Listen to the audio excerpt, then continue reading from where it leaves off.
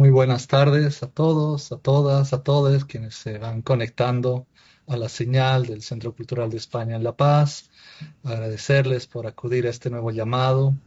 Hoy, junto a la Academia Boliviana de Literatura Infantil, en el marco de empezar a celebrar el Día Internacional del Libro que se celebra esta semana, tenemos por sexta ocasión el seminario virtual que este año se ha denominado El arte de narrar para el público infantil, con invitados de España, perdón, de Argentina y Bolivia. Agradecerles a Ricardo Alcántara por haber aceptado la invitación, a María Emilia López y a Ana Valleta por ser parte de este sexto seminario y también a toda la Academia Boliviana de Literatura Infantil que cada año nos propone y nos acompaña para que empecemos a celebrar el Día del Libro siempre con una propuesta de reflexión, un espacio de conversa que en esta ocasión nos invita a hablar sobre la temática del arte de narrar para niñas y niños. Sin más, y agradeciéndoles y recordándoles que en unas semanas más también este material que hoy generamos estará disponible en nuestro canal de YouTube para que lo puedan volver a ver, volver a escuchar y también compartirlo. Te cedo la palabra, Mariana, para que tú puedas dar inicio a este sexto seminario. Muy buenas tardes, nos encontramos nuevamente al amparo del Centro Cultural de España en La Paz. Agradecemos mucho a Miguel Amparo, a la directora del centro y la Academia Boliviana de Literatura Infantil y Juvenil, que se complace en presentar este hermoso conversatorio con invitados de España, Argentina y Bolivia. Queremos agradecer a los ponentes que van a compartir con nosotros sus experiencias a la hora de narrar y damos la bienvenida e iniciamos inmediatamente con Carolina Lureiro, quien nos presentará a María Emilia López. Buenas tardes a todas, todos. Buenas tardes, María Emilia. Es una alegría inmensa tenerte aquí, así que bienvenida y gracias por tu generosa participación en este seminario. Bueno, voy a presentar brevemente a María Emilia. María Emilia López es escritora, investigadora y activista cultural, especialista en educación temprana y en literatura infantil. Ha desarrollado un amplio campo de trabajo e investigación alrededor de la lectura y la escritura en la primera infancia. Dirige el Jardín Maternal de la Facultad de Derecho de la Universidad de Buenos Aires, donde coordina el programa de escritura para docentes, denominado Escribir.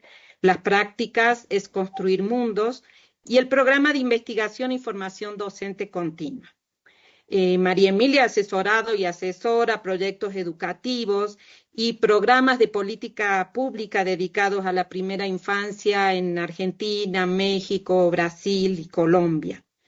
Ha escrito libros de teoría pedagógica como Un pájaro de aire, la formación de los bibliotecarios y la lectura en la primera infancia, y también Un mundo abierto, cultura y primera infancia. Ha compilado el libro de poemas para bebés, Un pez en la luna, poemarios sobre animales, y es autora del libro infantil Ay, barquito de papel, publicado por Ojo Oreja en 2023, que obtuvo el premio de Alija al mejor diseño en libros infantiles y juveniles en el año 2024. Bienvenida, querida María Emilia, y te cedo la palabra. Muchas gracias por estar aquí.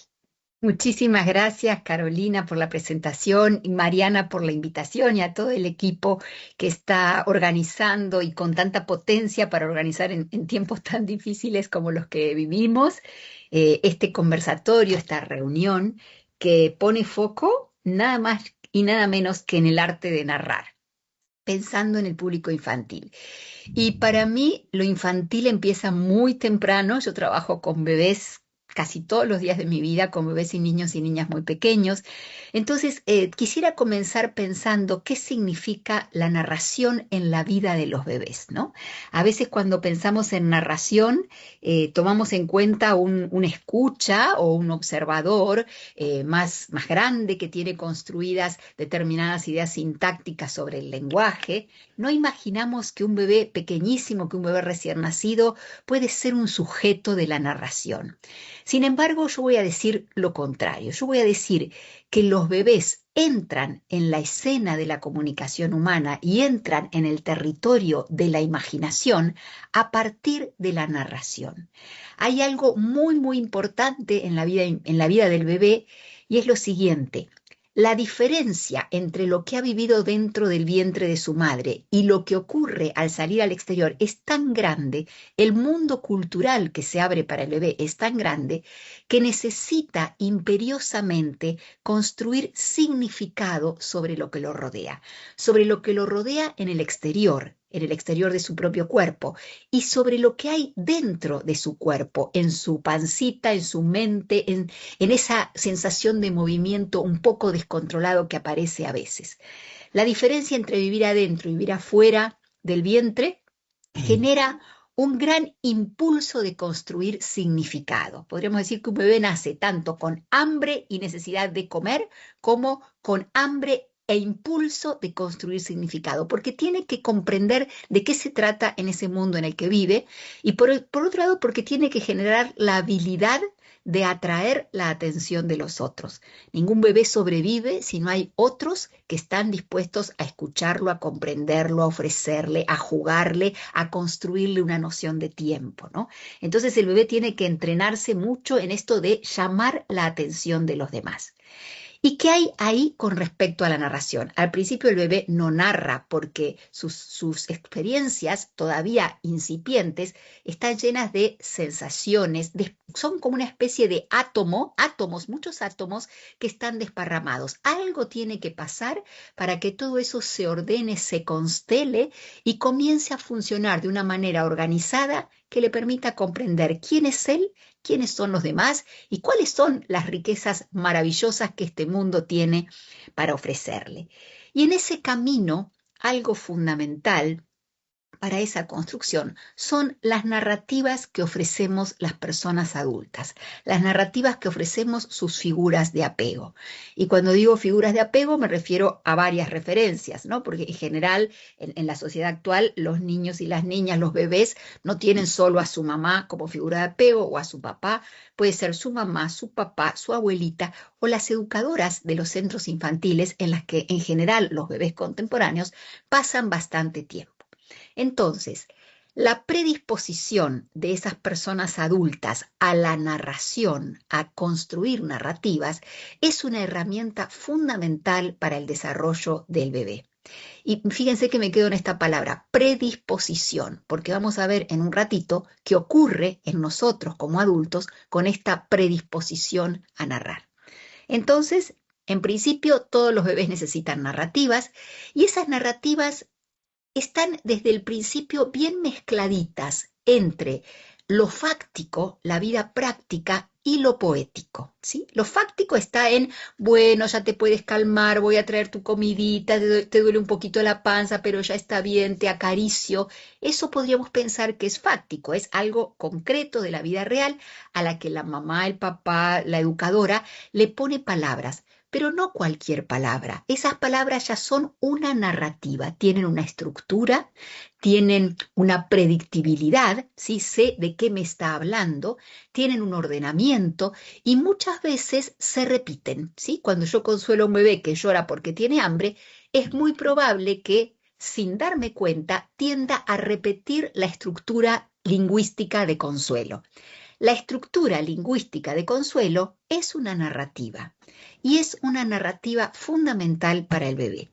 A mí me gusta mucho pensar en eso porque como el mundo está muy desordenado, y ya me estoy adelantando un poquito, para las personas adultas es bien difícil estar atentas a esas necesidades de los bebés. Cuando yo pienso estructura narrativa de consuelo, le estoy diciendo a la mamá, al papá, al educador, hay que pensar muy bien qué palabras y de qué manera utilizas tú para consolarlo. Ese hay que pensar muy bien, arma la estructura. Y cuando viene la estructura lingüística de consuelo, en general no viene solo como algo fáctico, viene acompañado de elementos poéticos, ¿sí? Voy construyendo una rimita y mientras le cuento que enseguida lo voy a bañar porque eso le hace muy bien, hago ruiditos de agua, a veces viene un poema en el medio, viene una onomatopeya, vienen unas cosquillas y eso ya no es fáctico, eso ya es poético.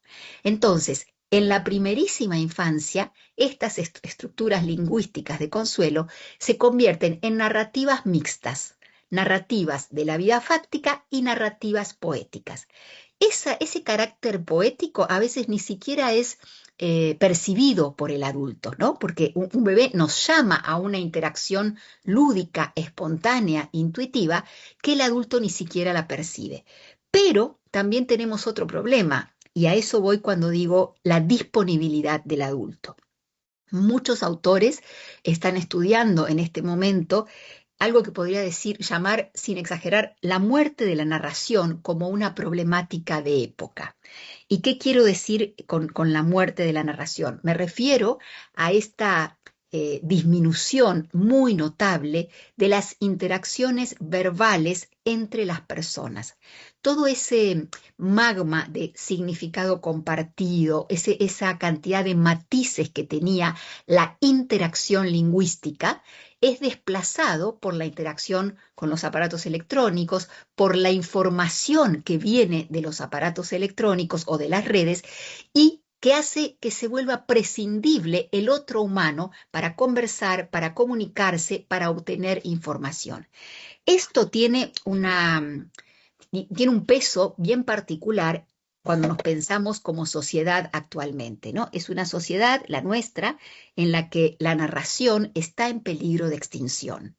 Y eso es problemático para todo el mundo, ¿no? Todas las personas perdemos algo cuando tenemos menos experiencia narrativa a nuestro alrededor, menos interacción verbal, humana, afectiva con los otros. Pero cuando hablamos de bebés, niñas y niños pequeños, esto es especialmente importante. Por lo que decía anteriormente, esas estructuras lingüísticas narrativas ayudan a estructurar el psiquismo, ayudan a comprender qué es la intersubjetividad, es decir, estar en estados mentales compartidos con los otros. La mayor fuente de información para comprender cómo funcionan nuestras mentes en relación, para estar en un estado compartido con los otros, es lingüística. También es corporal, pero es sobre todo lingüística. Entonces, ahí estamos hablando del arte de narrar y estamos hablando también de la enorme importancia de narrar en un mundo que tiende al adelgazamiento del lenguaje, al sufrimiento del lenguaje, digo yo por ahí en alguno de mis textos. Desde ese punto de vista, también podríamos decir, cuando hay poquita experiencia de interacción narrativa entre los niños y los adultos, aparece otro problema, que es la dificultad para construir significados compartidos, ¿no? Esto para mí tiene una importancia muy grande también en este momento, no solo cuando hablo de primera infancia, de niños y niñas pequeñas, sino cuando hablamos de jóvenes, de adolescentes. Algo que observamos con mucha fuerza en los adolescentes es un sentimiento bastante generalizado de soledad. Tal vez cuando yo era adolescente, y eso fue hace muchísimos años, había una búsqueda de la soledad con respecto a los adultos, porque de esa manera nos discriminábamos, de esa manera empezábamos a entender que queríamos, pero cuando empezábamos a buscar esa soledad, era después de mucho tiempo de haber estado en interacciones humanas muy profundas, de primera infancia, de infancia, escolares, etc. Es decir, llegábamos a la adolescencia buscando esa soledad, ese encierro donde uno estaba con su música y con sus cosas, teniendo ya construido dentro de nosotros un gran bagaje de experiencia que nos permitía saber qué es estar en interacción con los otros, cómo es estar mente a mente con el otro, y además teniendo muchas experiencias afectivas de encuentro con los otros. En este momento, yo creo que podemos observar que los jóvenes, los niños también, los niños de primaria y los jóvenes creo que un poco más, en muchas situaciones manifiestan sentimientos de gran soledad. Y eso aparece asociado con algunas conductas juveniles, en este momento en mi país son muy fuertes, que nos preocupan mucho, como suicidios o como agresiones escolares muy fuertes contra los demás niños y demás. Tal vez alguien piense, qué exagerado, ¿qué tiene que ver esto con el arte de narrar para el público infantil? Yo creo que tiene mucho que ver.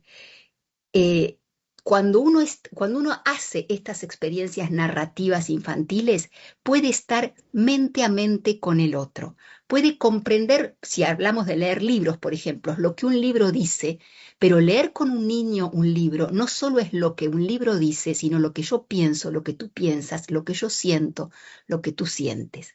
Esa experiencia de leer con otro, esa experiencia narrativa, es también un antídoto contra la soledad. Cualquier niño y cualquier joven sale mucho más fuerte de esa situación narrativa porque tiene la capacidad de percibir cómo es haber pensado y sentido con el otro. Y en este sentido, valga la redundancia, yo diría que en el arte de narrar también estamos hablando del derecho a construir significados compartidos. Esto para mí está profundamente ligado con pensar la narración como una escena amplia. Fíjense que aquí estoy pensando justo en eso, la narración como una escena amplia, no solo la narración oral en un espectáculo, no solo la narración en la escuela, la narración como una escena amplia es también pensar que en la vida cotidiana de un bebé o de un niño o niña pequeña, la mamá, el papá, el entorno produce esa experiencia narrativa.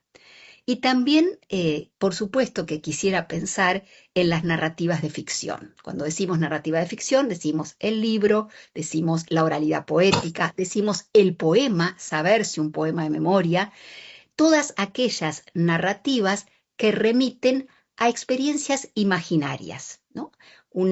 Cualquier obra artística, sea lingüística específicamente, como puede ser un libro, una narración oral, o multimodal, como puede ser una película, por ejemplo, o un espectáculo, una performance, digamos, espectáculos multimodales, todo eso trabaja sobre la ampliación de los recursos imaginativos propios. Yo tengo mi bagaje, ¿sí? Mi bagaje de recursos imaginativos. Cuando soy muy pequeño, ese bagaje es más pequeño porque tengo poca experiencia de vida, entonces puedo imaginar con algunas situaciones que conozco. En general, imaginamos, la fuente más profunda del imaginar no tiene tanto que ver con el conocimiento de cosas, objetos, situaciones, sino con las nuevas relaciones que nosotros podemos hacer entre las cosas. Casi podríamos decir que imaginar es establecer nuevas relaciones desconocidas entre cosas que ya conocemos, ¿no? Entonces, en ese sentido, dar la oportunidad de contar con narrativas de ficción, cuentos, poemas, libros, situaciones inventadas que se hacen entre más de uno, entre varios, permite ordenamiento del lenguaje, ampliación de los recursos imaginativos propios y nuevos enlaces de sentido.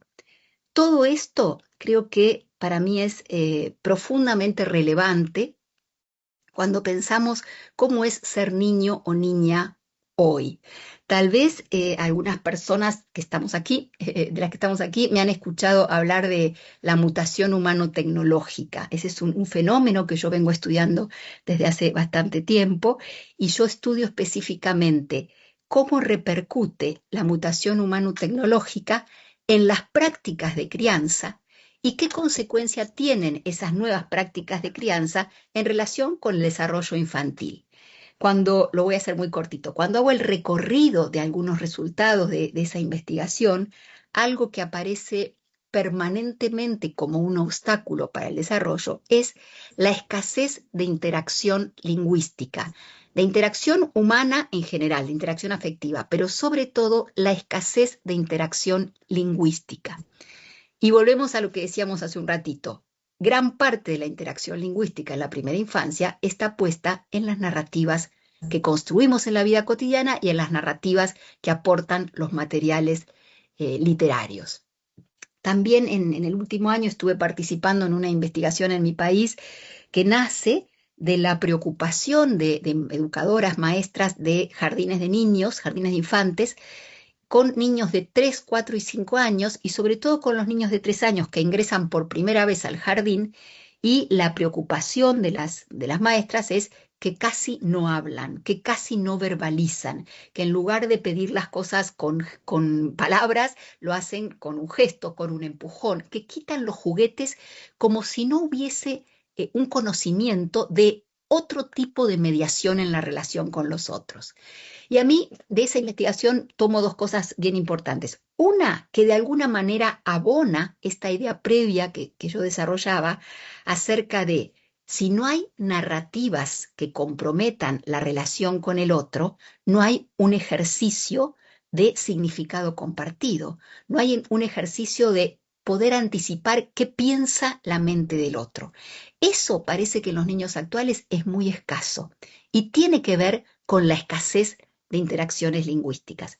Y por otro lado, si hay escasez de interacciones lingüísticas, no hay un espejo donde mirarse para poder extraer los elementos que hacen falta para poder desarrollar el lenguaje. El lenguaje verbal no se enseña, nadie puede enseñarle a un niño a hablar.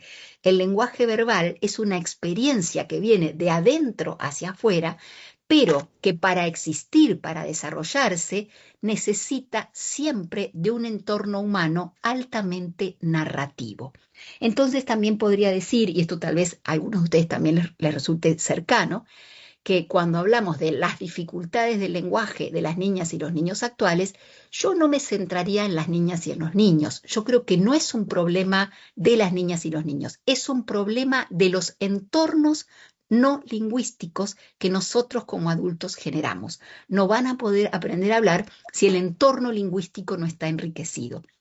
Pero esto que estoy diciendo no es para quedarnos muy tristes porque el mundo muta y nos estamos quedando sin lenguaje, sino, y quisiera terminar con esto, contarles y compartirles también que en este trabajo que yo hago cotidianamente con muchas familias de niños muy pequeños, lo que observamos es que si nosotros como mediadores sabemos ofrecerles a esas mamás, a esos papás, a esas educadoras, recursos para alimentar esa posibilidad de armar entornos, cambia radicalmente la condición narrativa familiar y cambia radicalmente el proceso de adquisición del lenguaje de los niños y las niñas.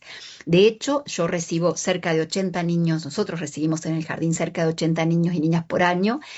Todos vienen de familias contemporáneas, es decir, son familias que están imbuidas de esta transformación desde lo lingüístico hacia lo tecnológico, donde van perdiendo esta posibilidad narrativa y sin embargo con las mediaciones lectoras, con las mediaciones literarias, con el trabajo poético con las familias, es muy notable cómo se modifica el entorno familiar y cómo se enriquece la posibilidad lingüística de los niños y las niñas. Yo podría decir prácticamente que no hay niños con trastornos del lenguaje, porque en realidad el entorno, el medio, es altamente narrativo en sentido fáctico y en sentido poético permanentemente. Y Carolina mencionaba un libro que escribí hace un tiempo que se llama Hay barquito de papel, es un poema, en realidad es un poema, y ya termino, ¿eh? Algo muy, muy gracioso y también profundo a la vez, o sea, no es un poema común y corriente, no es un poema que rime, es un poema, y algo muy interesante es que me acuerdo la primera vez que lo recité con un grupo de niños de 2 años, niños y niñas de 2 años de nuestro centro infantil que estaban jugando, eran piratas, estaban adentro de una cueva y yo me emergí de la cueva y recité el poema y alguno dijo más cuando terminé y lo volví a decir y no lo dije más de 2 o 3 veces, fue a las 10 de la mañana y ese día a mediodía cuando estaban almorzando, comiendo, 2 añitos, escucho a una niña que le empieza a recitar el poema a la otra, casi literal, y la otra lo continúa. Y así, en 1 o 2 semanas, el poema se convirtió en poema de todos, con una gran facilidad.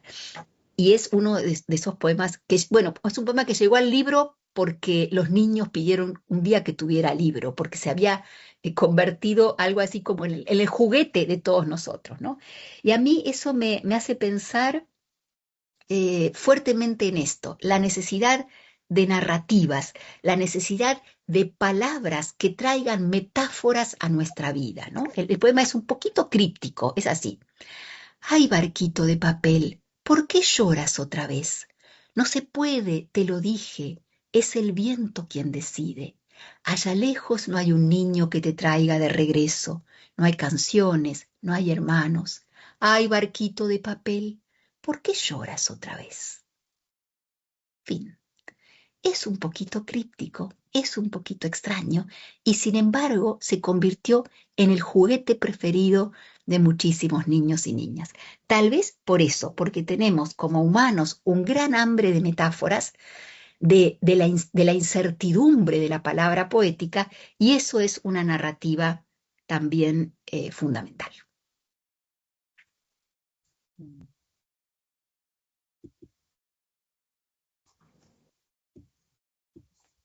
Muchas gracias, estimada María Emilia. Estamos muy emocionados con esta apertura al tema de la narración y la importancia que implica para todos acercarnos a las palabras desde la más tierna infancia.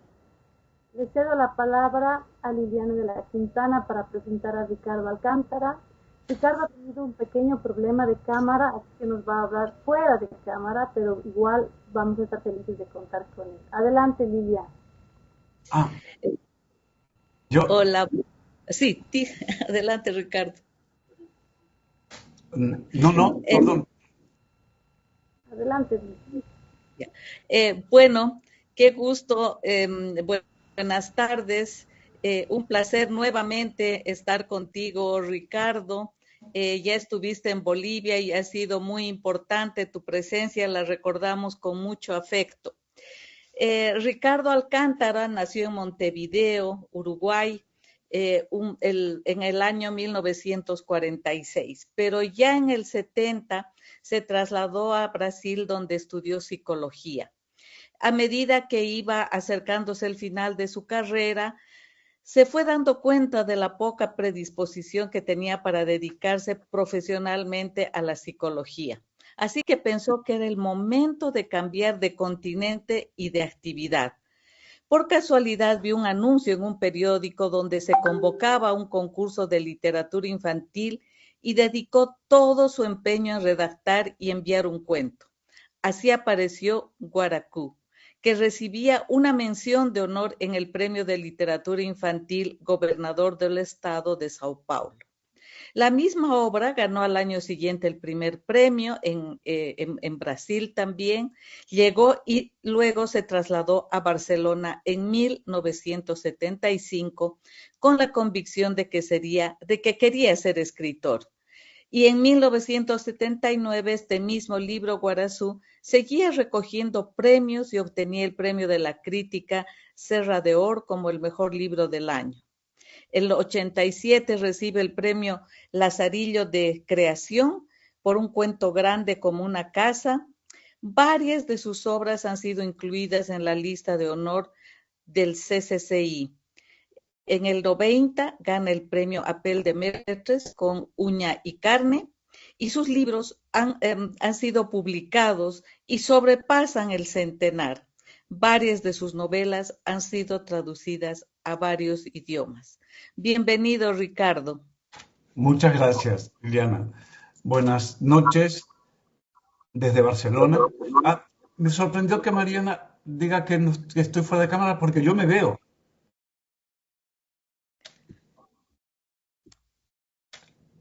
Bueno, lamento mi falta de habilidad con la tecnología. A mí me ha tocado un ítem que me gusta mucho. Me toca narrar el proceso, cómo se escribe. Bien, yo creo que cada escritor tiene su ritual, sus fórmulas. En todo caso, si os parece, yo compartiré mi forma de escribir. Y para comentar mi forma de escribir, creo que necesito ir a cómo empecé yo a escribir. Bien, yo creo que se escribe desde la tripa, el corazón y la cabeza. Todo tiene que estar en la narración para que sea completa. Yo comencé a escribir, bueno, a inventar historias muy pequeño, cuando aún no conocía las letras. Yo, como la mayoría de los niños, tuve una infancia con luces y con sombras, y cuando las sombras eran más amenazadoras de lo normal, yo descubrí un sitio en casa, un sitio que estaba entre la bañera y la pared. Imaginad que la bañera es aquellas bañeras antiguas con unas patas como garras que sujetaban unas bolas, y entre la bañera y la pared había un espacio suficiente como para cobijarme, para sentirme protegido y dejar volar la imaginación. Y la imaginación volaba, y volaba tanto que me sentía bien. Y así fue pasando el tiempo, comencé a aprender a escribir, pero lo que imaginaba era tan fuerte, tan intenso, que no tenía tiempo de escribirlo. Así fue. A mí, yo no tenía ganas de crecer porque el mundo adulto no me interesaba especialmente, y el cuerpo, pues bueno, fue obedeciendo, hasta que al llegar a la adolescencia, de pronto el cuerpo dijo, pues ya está, se acabó, ahora me toca crecer, y comencé a crecer, y crecí mucho, tanto que ya no cabía en el espacio entre la bañera y la pared. Entonces perdí mi protección, me sentí muy perdido, y en esa época comenzaron a aflorar con gran intensidad dos corrientes contradictorias. Una era una gran curiosidad, bueno, cosa que tenía desde antes y que sigo manteniendo afortunadamente, y otra era una gran vergüenza. Entonces, lo que la curiosidad me despertaba, la vergüenza me hacía callar. Y lo pasaba muy mal, porque las preguntas crecían, el desconocimiento crecía, y se formaba como una especie de olla a presión que realmente me maltrataba. Y un buen día, por puro desespero, con esa olla a presión que sentía que estaba a punto de explotar, me senté frente al escritorio con un papel y un lápiz, y arranqué a escribir. Y escribí, sintiendo que en ello me iba la vida. Y cuando terminé, lo leí y pensé, bueno, tampoco no hay nada de tan grave. Y curiosamente, algunas preguntas que yo era incapaz de responder mentalmente, al leer aquel escrito, bueno, algunas preguntas se comenzaron a responder. Y desde ese momento ya no dejé de escribir ese diario, un diario personal que no compartía con nadie, por lo cual yo me sentía con toda la libertad para explicar todo, sin secretos, sin vergüenzas, sin nada. Y así fue pasando el tiempo, como comentó Liliana. De Uruguay fui a vivir a San Pablo. En San Pablo estudié psicología, y cuando estaba a punto de terminar la carrera, faltaba un mes escasamente, las piezas del rompecabezas interior se recolocaron, y en cuestión de minutos entendí que yo no había nacido para ser psicólogo, sino que yo había nacido para ser escritor.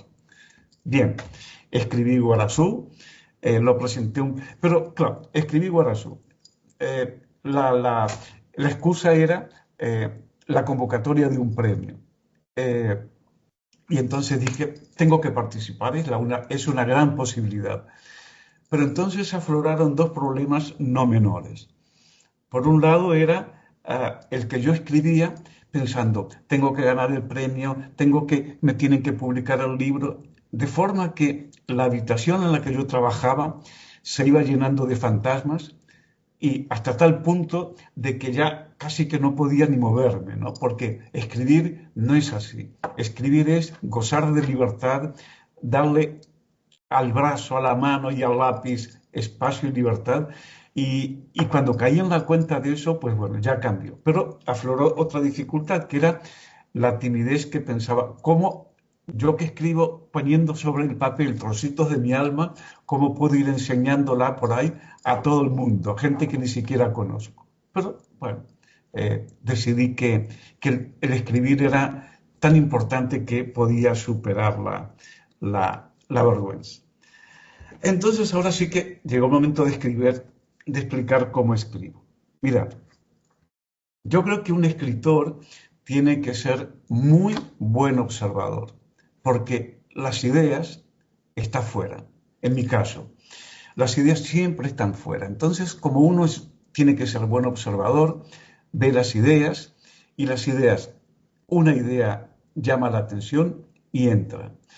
Y esa idea que entra despierta una emoción que necesitaba aflorar, y cuando la idea y la emoción se juntan, es un momento de una intensidad muy grande, es un momento de una vibración especial. Para mí eso es el momento en que germina la próxima historia. Para mí ese momento es la inspiración. El resto es trabajo, trabajo, trabajo y trabajo.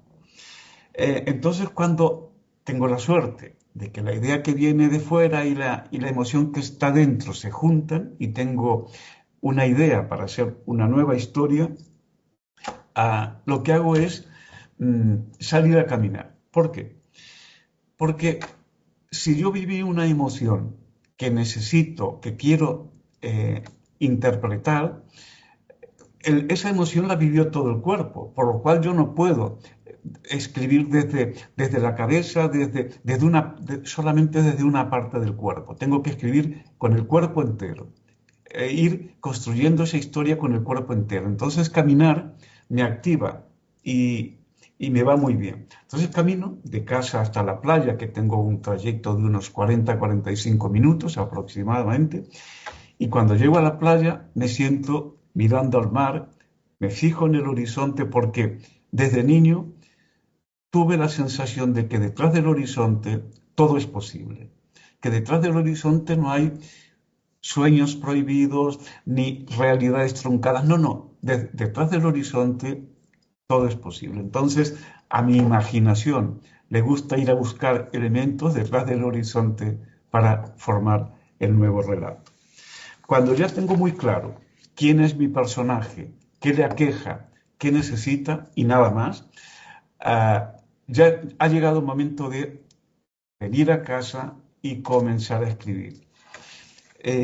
Antes, por inseguridad, necesitaba tener muy claro cuál era el trayecto que recorrería mi personaje. Ahora no.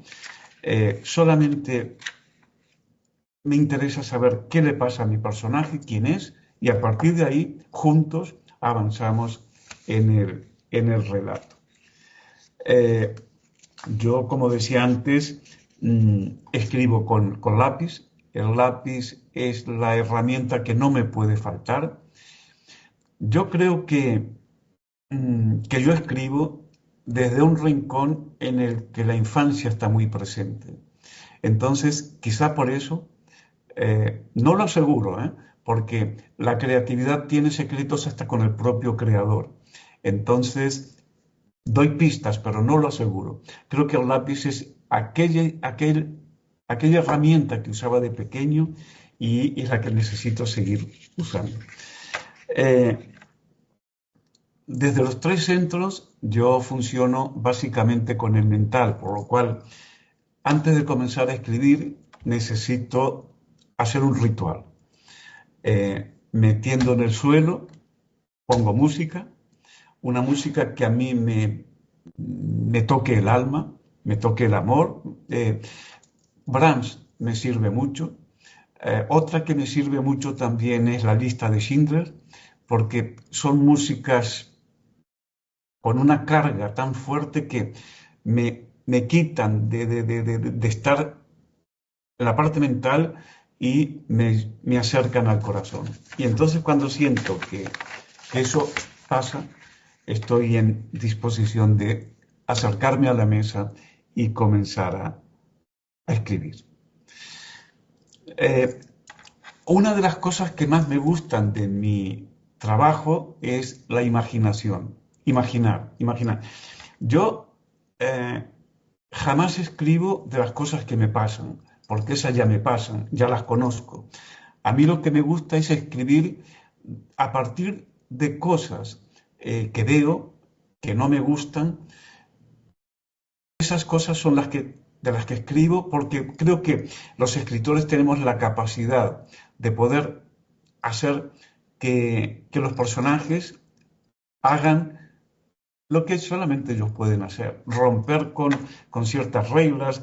Los personajes tienen libertad de acción. Y entonces, pues,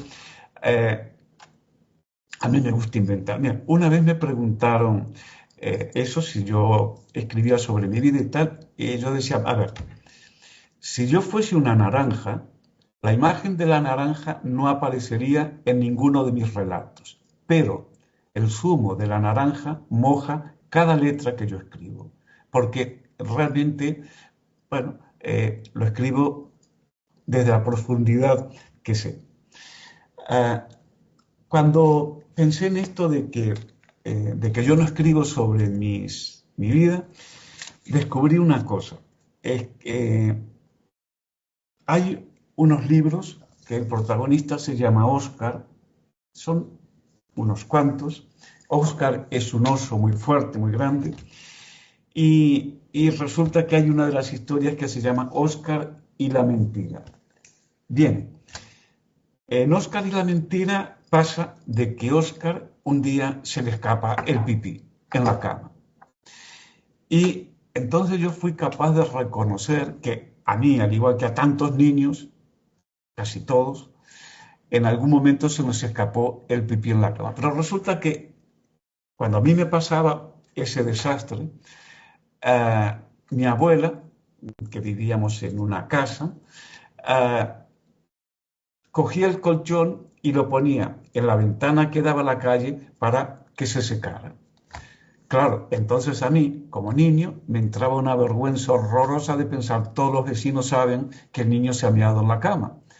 Y eso me salía fatal. Pero resulta que con el paso de los años, esa vergüenza se convirtió en ternura y ahora soy capaz de mirar hacia esa época y vivirlo con una dulzura tan grande que entonces, como no existe el conflicto, soy capaz de escribir sobre ello. Otro libro. Mariana, ¿tengo tiempo? ¿Tengo unos minutos más? Sí, 5 minutos más. Vale, bien. Resulta que una vez leí en la prensa que una niña de Málaga que estaba mala, tenía una enfermedad importante y la descubrieron compañeros los padres de los compañeros del colegio de esta niña y echaron a Montserrat del colegio por temor.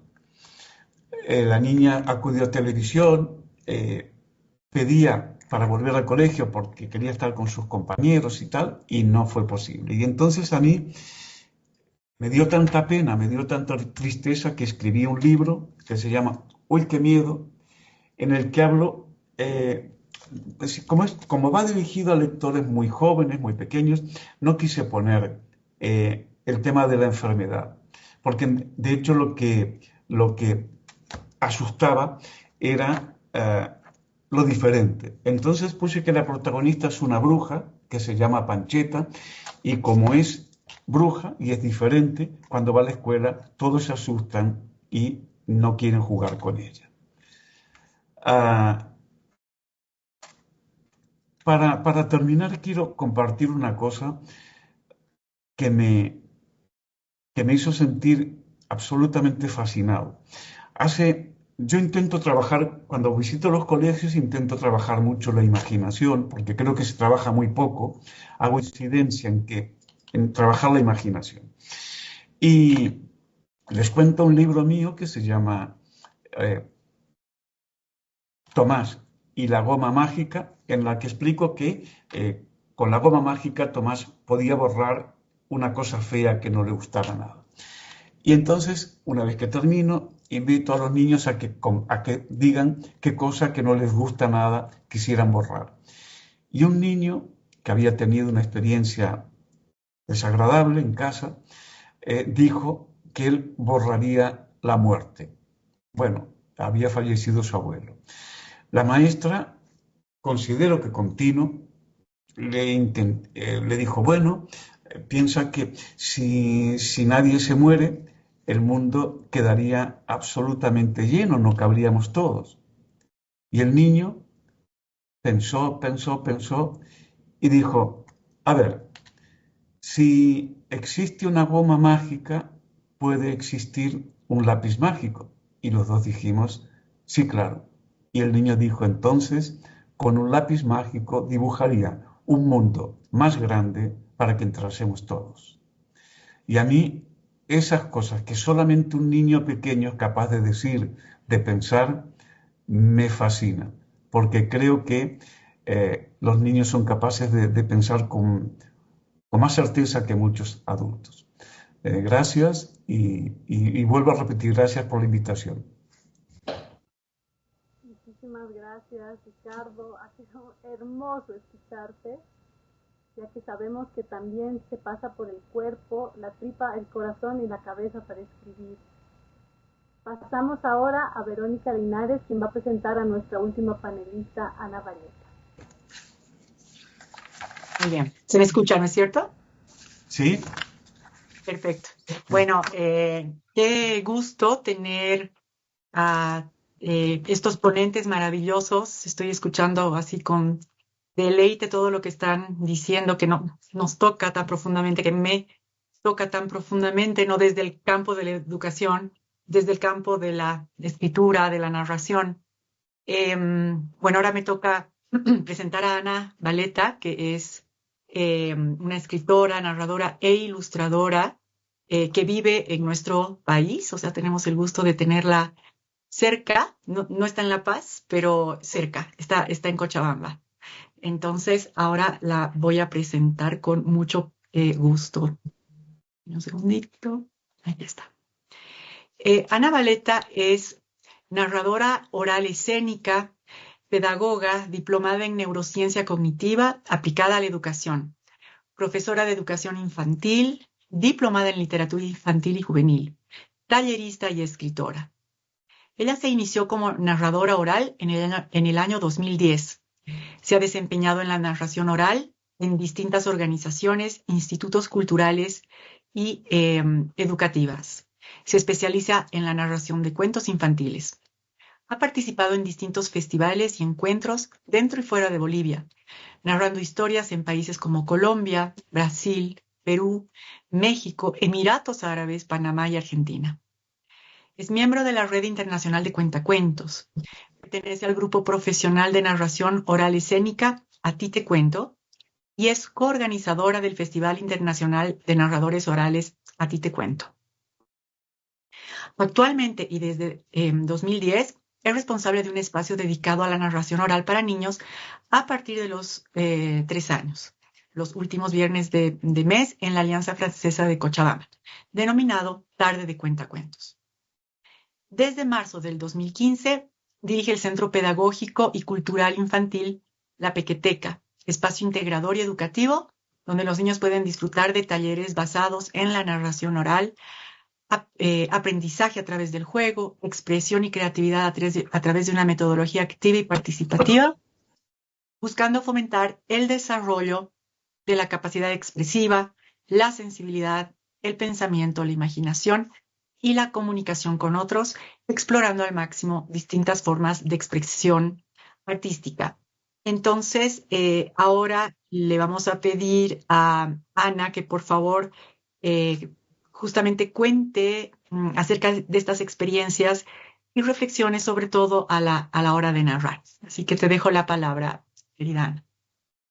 Muchas gracias, Verónica. Realmente estoy muy contenta de poder estar hoy día compartiendo con ustedes. Por supuesto, muy agradecida por la invitación. Antes que nada, tengo que mencionar que yo soy fan de Ricardo Alcántara, soy fan del Oso Oscar y realmente hace mucho tiempo que sigo el trabajo de María Emilia, así que sinceramente me siento muy honrada de poder estar hoy día aquí.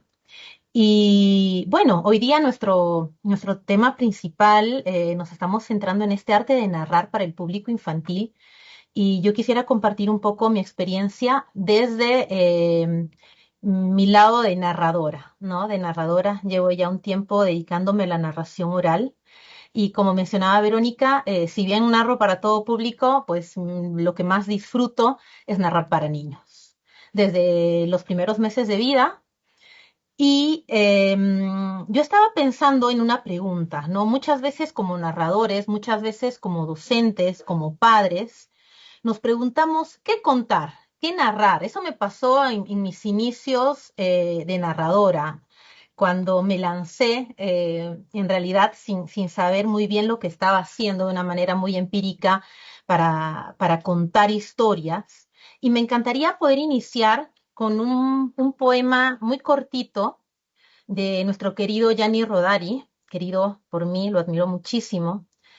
Y es un poema muy hermoso, titula La Bella Durmiente, no sé si lo conocen, y dice así: las historias, ¿dónde están? Vive una en cada cosa, en la madera de la mesa, en el vaso, en la rosa. La historia está allí, allí dentro, hace tiempo pero no habla. Es una bella durmiente y es preciso despertarla. Pero si un príncipe o un poeta no se acerca a besarla, el niño esperará en vano a que comience su fábula. ¿Qué contamos? ¿Qué narramos? La literatura no vive únicamente en los libros.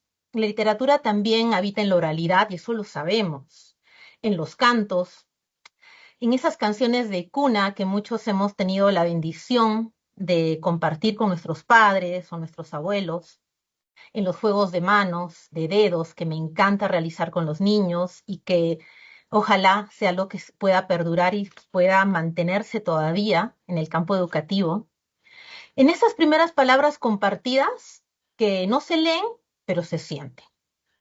Y antes de que un niño pueda leer, ya está inmerso en la experiencia literaria. Leemos desde el rostro de nuestra madre, leemos la voz del padre, la tonalidad, leemos sonrisas. Vamos adentrándonos en este mundo maravilloso de las historias. Y es ahí donde la narración oral, pienso yo, que tiene un lugar fundamental.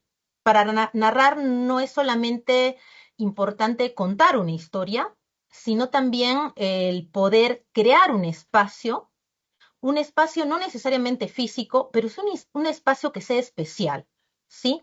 Un espacio donde ocurre esta magia, donde ocurre este arte de compartir historias, de narrarnos, de escuchar. Un espacio que construye este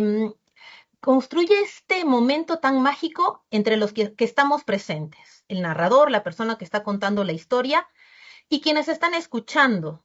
Y ese es el momento para mí realmente mágico, esa conexión que se da entre la persona que cuenta la historia y quién o quienes estamos escuchando, ¿sí? Y creo realmente que existe una gran necesidad de generar estos espacios, de generar estos momentos, hoy en día más que nunca, hoy en día en que estamos tan conectados y tan desconectados entre nosotros, ¿no? A través de las redes, a través de tantas facilidades que tenemos, como ahorita, que podemos conectarnos desde diferentes partes del mundo. Y a veces, estando uno al lado del otro, la desconexión es increíble, ¿no? Entonces, ese espacio no aparece, pienso yo, de una manera automática, ¿no? Se abre. Se abre en la voz, se abre en la pausa, se abre en la mirada, se abre en el silencio, porque los silencios cuentan tanto y son tan importantes. Se abre en ese momento casi imperceptible en el que algo se queda muy tranquilito, muy quieto y sin darnos cuenta, entramos en otro tiempo, otro lugar, otro mundo, un tiempo donde la imaginación empieza a generarse, ¿no? Y es ahí donde quisiera detenerme un poco también, en la imaginación que no es un juego, no es un juego menor, pero es el lugar donde el niño va organizando su mundo, donde va interpretando, donde resignifica mucho y también donde se posiciona frente a lo que no comprende. Y es eso lo que se va trabajando, lo que se va moviendo a través de la palabra y a través del arte de la narración oral, ¿no? Hoy vivimos en un contexto que parece que exige a los niños que entiendan todo. Ya desde los primeros años de vida, muchas veces se pretende que los niños tengan los pies en la tierra, que dejen de estar soñando, que dejen de estar imaginando o que diferencien muy rápido entre la realidad y la fantasía, ¿no? Que expliquen, que respondan, que comprendan rápido.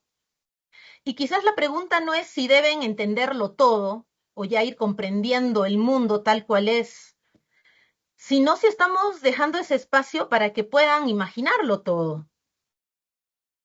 Porque cada vez que un niño deja de creer en las hadas, en los lobos, en estos personajes fantásticos de las historias, no necesariamente está ganando madurez, ¿no? Muchas veces en realidad está perdiéndose algo muy profundo, mucho más profundo de lo que pensamos.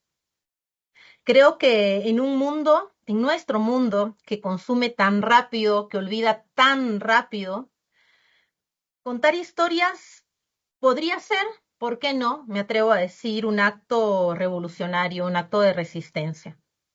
Contamos ¿para recordar qué?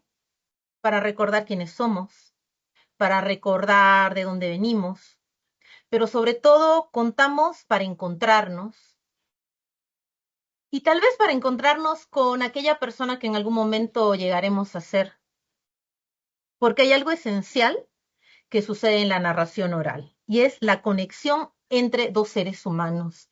Y creo que es algo que diferencia y que potencia la narración oral con si no es por gusto de comparar, pero a diferencia de otras artes escénicas, la narración busca esa conexión con la gente. Yo no puedo narrar sin esa conexión con el público, sin escuchar, sin ver, sin saber qué está sucediendo en ese espacio y en ese momento. Entonces es fundamental, ¿sí? Esa conexión entre dos seres humanos y por eso creo que en este momento más que nunca necesitamos recuperar esos espacios de narración, esos espacios para contar y para escuchar, ¿no? Uno que ofrece una historia, otro que la recibe, la transforma, la imagina, es todo un proceso maravilloso el que se da, ¿no? Ese acto tan simple y tan profundo que se construye y que vamos construyendo como humanidad, como seres humanos, ¿no? Creo que eso es urgente, volver a narrar, volver a contarnos, volver a contar desde el hogar, desde los brazos, volver a cantar, se están perdiendo esos momentos con las nuevas generaciones de papás, esa voz, ese rostro, volver a compartir momentos tan especiales, ¿no? A través de la palabra. Y todo esto sucede en la narración y aparece una pregunta que para mí es inevitable, ¿no? ¿Cómo se construye ese espacio en la práctica? Sí, podemos decirlo, bueno, hay que generar estos espacios, pero ¿cómo se construye estos espacios en la práctica? ¿Qué hace realmente un narrador cuando está, en este caso, frente a los niños, frente a este público infantil, frente a este grupo maravilloso que está expectante de lo que tengas que decir? Porque no se trata solo de tener una buena historia, ni siquiera se trata de saber contarla, puede ser el mejor narrador del mundo, ¿no? Pero hay algo que creo que ocurre mucho antes y desde mi experiencia, lo primero no es contar, sino es escuchar, pero escuchar también así a través de nuestros sentidos y a través de nuestra manera de ver el mundo, observar, percibir cómo puede llegar un grupo, porque no es lo mismo un grupo que está inquieto, ¿no? A un grupo que realmente está disponible para escuchar, o un grupo de niños que realmente está acostumbrado a escuchar historias, ¿no? Es completamente distinto. Hay niños que jamás han escuchado, han presenciado una narración, que en casa jamás les han contado una historia, que nunca les han leído. Entonces, no es lo mismo, no es lo mismo narrar para un niño que está acostumbrado a escuchar historias que para un niño que nunca lo ha hecho. Entonces, creo que nosotros tenemos que estar preparados también para ese momento y saber observar, saber llegar, cómo llegar. Existen muchas herramientas, existen muchas técnicas, pero creo que antes de poner en práctica todo, el observar y el ir generando, lo que suelo hacer primero al abrir un espacio, por ejemplo, para narrar historias, es tratar de empezar, preparar el ambiente, preparar esos oídos, preparar esos corazones, esa conexión que se va a dar a través de un juego, a través de una canción, y poder convertir ese momento en algo un poco más íntimo, ¿no? Y esperar, ver, observar esas reacciones, y poco a poco se va dando este tipo de comunicación. Voy sintiendo probablemente lo que están necesitando y lo que me piden, ¿no? Muchas veces la historia, antes de narrar, no está definida, ¿no? No estoy segura de lo que voy a contar. O tal vez estoy segura y he llegado al lugar con el deseo de contar alguna historia en particular, pero llegado el momento me doy cuenta que no es lo que se necesita, que no es el público para esa historia, inmediatamente se da un cambio. Y eso es justamente lo que estaba mencionando, ¿no?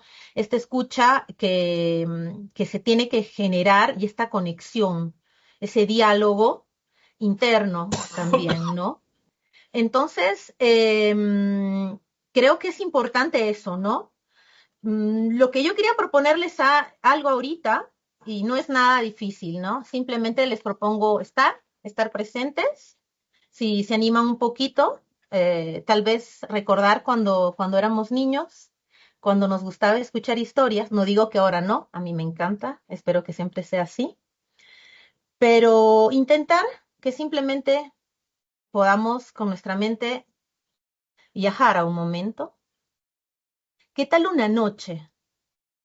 Una noche un niño no podía dormir porque sentía que algo pequeño, algo muy chiquito, algo casi diminuto, respiraba debajo de su cama. Él no hacía ruido, no se movía, hasta que se armó de valor y lentamente, rozando las frazadas, fue mirando, abriendo un ojo, observando bajo la cama. Y vio, ¿qué vio? Y es que Mariana, Verónica y todos los que estamos aquí hemos visto cosas distintas, ¿sí o no? Estoy segura que lo que vio Mariana no lo vio Carolina, y no lo vio Isabel, y no lo vio Liliana, cada uno de nosotros. Es algo, creo que disfruto tanto de los cuentos y a la hora de narrar. Esas imágenes mentales que se van creando, esas imágenes mentales sumamente importantes hoy en día, considero yo, para nuestros niños y niñas, ¿no? Eso que acaba de pasar, sí, es el inicio de una historia, pero también es el inicio de un espacio compartido y donde nadie ve lo mismo, no vemos lo mismo, pero todos estamos imaginando algo. No voy a preguntar, eso queda en lo profundo de cada uno, en nuestros temores, en nuestros sueños, parte de nuestra vida probablemente, pero creo que es algo maravilloso que disfruto muchísimo de la narración. Creo que cuando narramos para niños, muchas veces en general, la narración en general, no lo decimos todo. El resto de información lo da la gente que escucha. El resto de información lo proporciona cada niño, cada persona, de acuerdo a lo que está viviendo, de acuerdo a las situaciones que está atravesando en su vida. No, porque es ahí donde el niño entra, en este caso, hablando de la narración para niños, ¿no? Es ahí donde el niño entra, donde completa, transforma y se apropia de la historia. Creo que los narradores lo hacemos, por supuesto, de una forma muy respetuosa, nos apropiamos de una historia en el momento de narrar, pero los niños también, y me encanta eso, creo que eso no es malo. Creo que eso es maravilloso. Por eso, después de escuchar un cuento, los niños lo vuelven a contar y lo cuentan de una manera distinta, a su manera, su versión de la historia, ¿verdad? Entonces lo cambian esta historia, la reinventan. Y eso es bueno, pienso yo, porque es una señal de que algo ha sucedido, esa conexión se dio, ¿sí? Nos hemos visto a través de y ellos se han visto a través de la historia, ya sea como espejo, ya sea como ventana, pero lo han hecho, ¿no? Lo han podido hacer. Y bueno, antes de terminar, me gustaría dejarles algo, así como una idea, como una pequeña experiencia tal vez. Voy a comenzar una historia y no la voy a terminar, igual que la anterior, pero vamos a ver qué pasa, ¿sí? En un lugar cualquiera, un niño encontró una puerta pequeña que nunca había estado ahí. De pronto simplemente apareció. No tenía manija, no tenía llave, pero era una puerta. Y parecía que la puerta lo estaba esperando. Hasta aquí llega la historia. Por ahora llega hasta ahí. Lo que yo les propongo es que dejemos abierta la puerta, no la cerremos. Dejémosla así porque tal vez hoy, mañana, esta noche, podamos dejar que sea el niño quien nos diga qué hay detrás de esa puerta. Porque creo que realmente estoy convencida de que narrar para las infancias no es solo contar historias, sino es poder confiar en este proceso maravilloso y en que el otro, después de haber recibido esa historia como un regalo de amor, puede continuarla a su manera. Muchas gracias.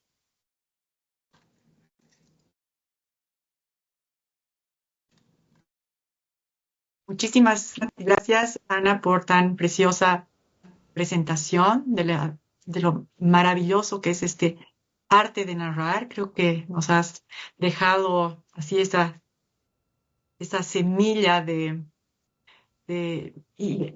querer narrar, ¿no? En la casa, en distintos espacios. Así que nada, tus experiencias, se nota que es algo que amas y gracias por contagiarnos eso. Muchísimas gracias. Vamos a abrir un breve espacio para hacer algunas consultas. Me alegra decir que tenemos mucha gente que nos saluda en las redes sociales, desde México, Cuba, Argentina, Uruguay. Está Silvia Puentes mirándonos, fundadora de la Academia Latinoamericana. Un afectuoso saludo. Y también nos hace una consulta una compañera para María Emilia. Nos pregunta dónde puede acceder a la investigación sobre escasez lingüística de la que te referís. Por favor. Ahora, respondo ahora. Tiene que estar colgada en un espacio del gobierno de la ciudad de Buenos Aires.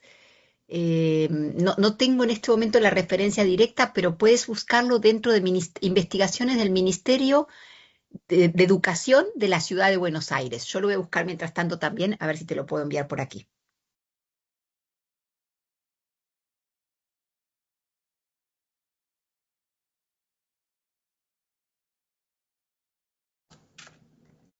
Estás sin micrófono, Mar. Muchas gracias. Una consulta para Ricardo que está con nosotros. Me ha encantado que hablemos de gomas de borrar, lápices que dibujan, puertas que no tienen cerrojos, como menciona Ana Valletta, y cosas pequeñas que se encuentran dentro de las casas.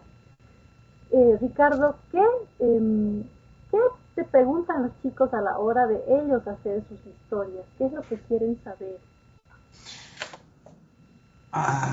Es que preguntan muchas cosas, algunas coinciden, otras no. Les sorprende mucho que yo venga de tan lejos. Me preguntan por Uruguay. eh, y sobre el arte, sobre el hecho de imaginar, ¿no? Es decir, mm, a mí me sorprenden más sus aportaciones que las mías. Me sorprende mucho cuando yo les pregunto qué borrarían con una goma mágica, las, la infinidad de cosas que borrarían. Algunas no fáciles, ¿eh? Por ejemplo, una niña de, nacida en otro país y que estaba aquí, ya estaba en sexto, calculo que tendría sobre unos 12 años más o menos. Cuando yo le pregunté qué borraría con una goma mágica, la niña dijo, borraría mi pasado. Y lo dijo sabiendo exactamente el significado de las palabras, ¿no?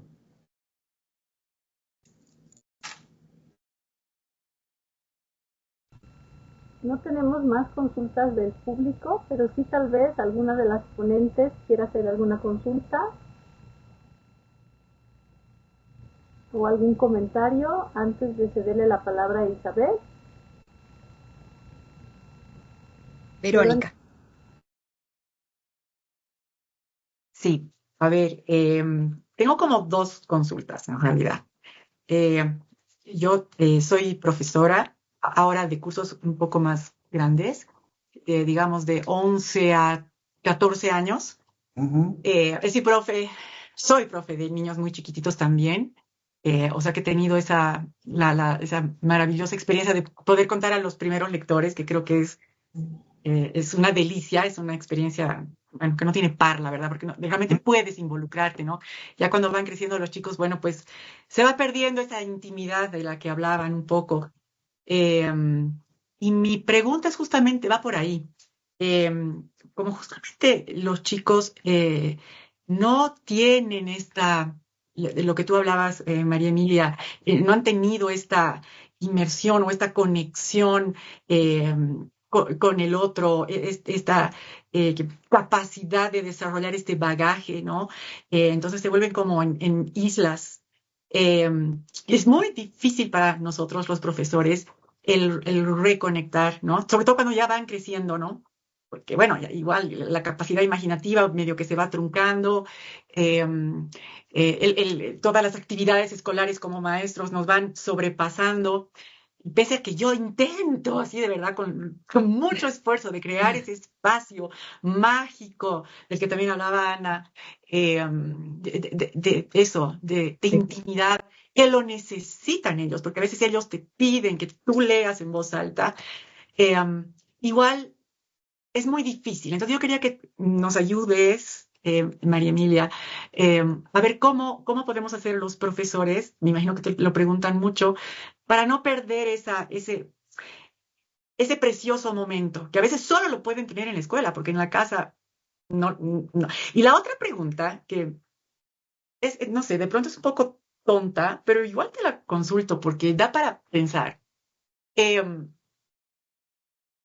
Estoy casi segura de que el método Montessori no permite que en los cuentos haya personajes animales.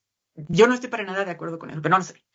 Y yo, con todo este tema de los Terians, que yo digo que hay este desborde ¿no? de la imaginación, y que tan jóvenes, adultos, etcétera, se vuelven animales, o se vuelven un poco bueno, animales sobre todo. O sea, ¿qué opinas al respecto? Yo sé que es medio tonto, pero bueno, igual. No, es que, mira, yo primero creo que ninguna pregunta es tonta en principio, así que Bueno, no te preocupes por eso. Y me sí, parece sí. que de tonta no tiene nada esa pregunta. Pero bueno, no estoy segura si la línea Montessori prohíbe los animales, o prefiere que no haya animales, no estoy segura de eso, pero de todos modos, yo no estoy de acuerdo con eso tampoco. Me parece que los animales son seres muy, muy cercanos a las emociones infantiles. De hecho, hay un texto muy bonito de Jacqueline Held sobre por qué a los niños les gustan tanto los cuentos de animales. Y, y ella dice muchas cosas que probablemente las hemos pensado sin haber leído ese texto, ¿no? Ella habla de la cercanía con personajes que son animados, porque un animal es un ser animado, ¿sí? Hace muchas cosas, el animal entra en relación con los humanos, o sea, los que tienen mascotas lo saben muy bien, los niños que tienen mascotas establecen un vínculo con sus animales en los que hay una reciprocidad, o sea, también hay un mensaje que se puede entender, responder, etcétera, porque son seres mucho más impunes. Los animales pueden hacer muchas cosas sin tener la censura fuerte de los adultos, estar en otro sistema educativo, por decirlo de alguna manera, y también son seres que resisten muchas cosas. Los niños y niñas pequeñas tienen una gran ambigüedad en sus sentimientos, entre el amor y el odio, la hostilidad, tienen que soportar, entre comillas, muchos límites de la vida cultural adulta que son muy difíciles cuando uno es pequeño. Y yo creo que la relación con los animales les permite, de alguna manera, elaborar y simbolizar todo ese conflicto de la vida adulta en el que ellos nunca van a ser los amos, siempre el amo va a ser el adulto. El animalito es y no es el amo, con el animalito se puede jugar a ser y a dejar de ser. Entonces, también me viene ahora que últimamente hubo bastante crítica en la literatura infantil. ¿Por qué tantos cuentos de animales? Bueno, puede ser que haya algo que el mercado percibe como exitoso y entonces el mercado ahí va y solo hace cuentos de animales y eso es un problema del mercado, pero no es un problema de los niños y las niñas. O sea, los niños y las niñas tienen necesidad de relacionarse con los animales y necesitan poemas y cuentos de animales. Si el mercado abusa de eso, ya es otro problema, ¿no?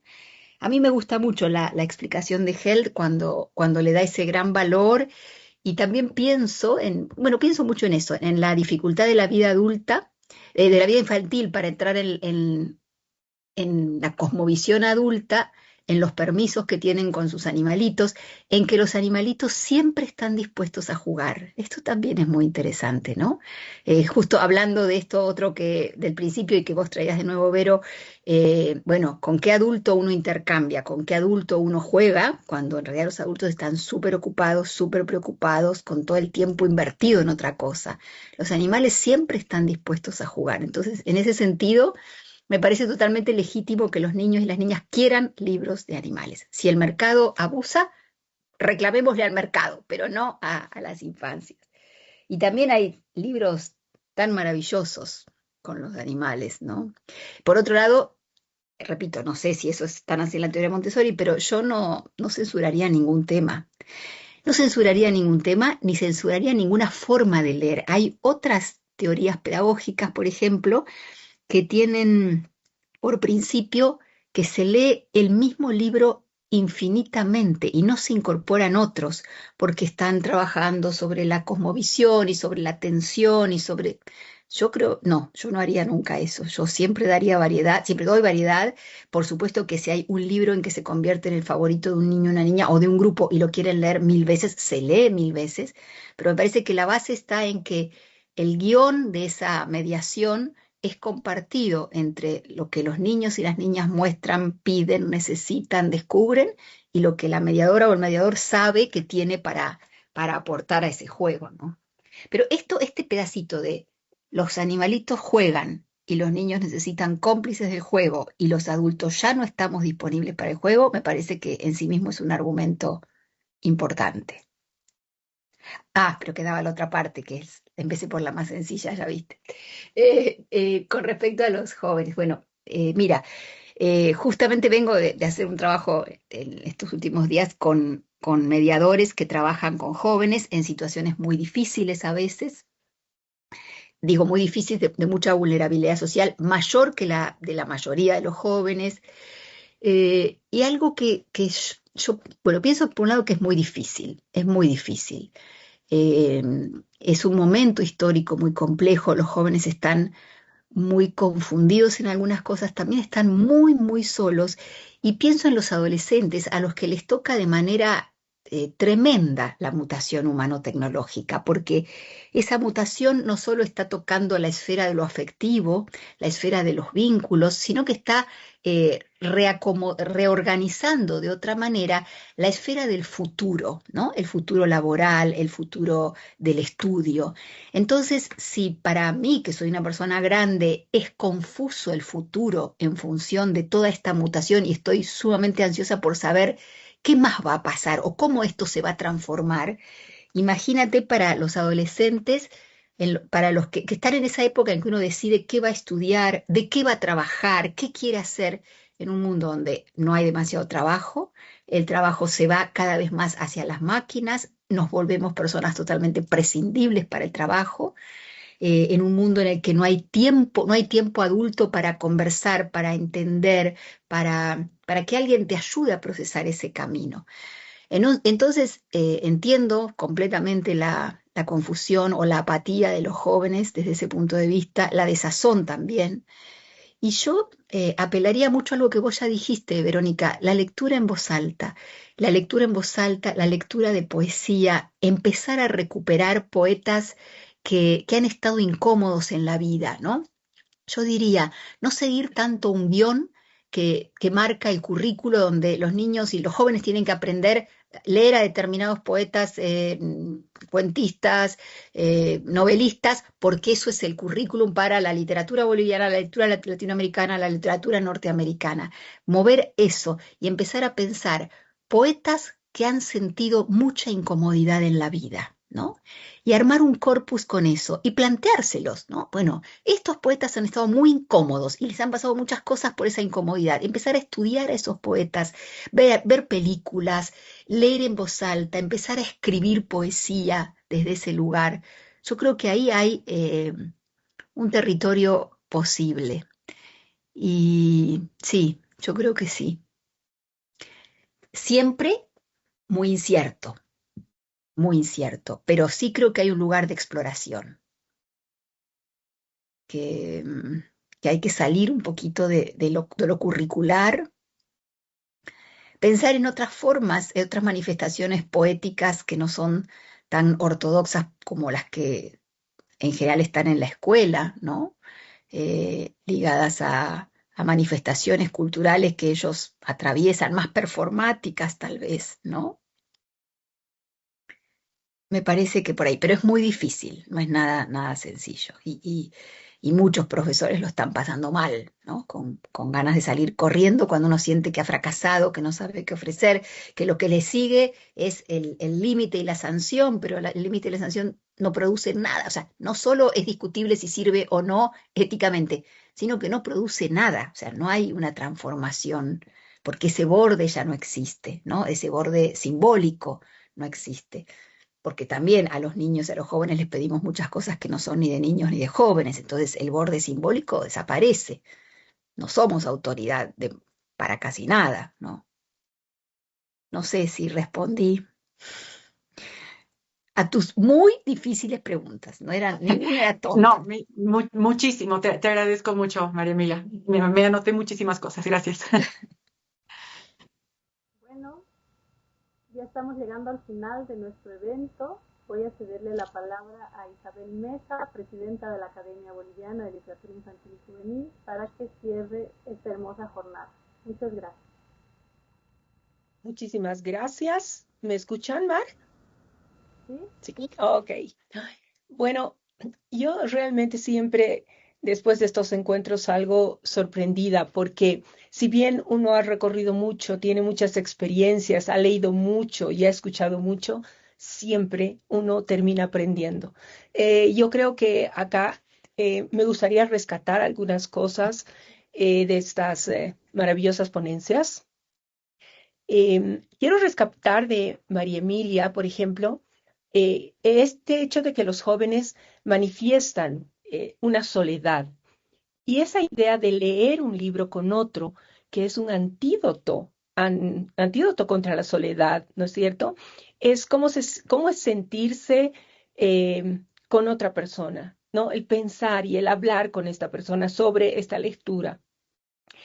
que la narrativa de ficción que remite a experiencias específicas les amplía estos recursos imaginativos. Si no hay narrativa si no hay esa narrativa de compartir, esas lecturas para compartir, no hay cómo saber qué piensa el otro. Y esto evita también en los más pequeños el desarrollo del lenguaje verbal. Creo que eso es importantísimo, que para desarrollar el lenguaje verbal necesitamos de un entorno humano narrativo. En el caso de Ricardo, algo tan importante para el escritor, es decir, nos ha contado una serie de ritos o de maneras que tiene para escribir. Creo que cada escritor tiene una manera específica de escribir que la va repitiendo, pero hay algo importante. ¿Escribir para qué? ¿Para ganar un premio? ¿Para publicar, que otros me lean?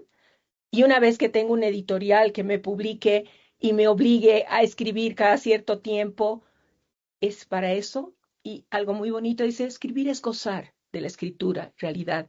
Y ese gozo es a lo que realmente creo que todos los escritores debemos llegar, sentir que escribir es una pasión, ¿no? Bien, me refiero a lo que dijo Zabaleta, que me parece súper, súper importante. La literatura no solo está en los libros, sino también en la oralidad, que es algo que ella practica. Y me encantó lo que dijo, que contar historias hoy en día debiera convertirse en un acto revolucionario, en un acto de rebeldía ante un mundo que está tan ligado a la tecnología.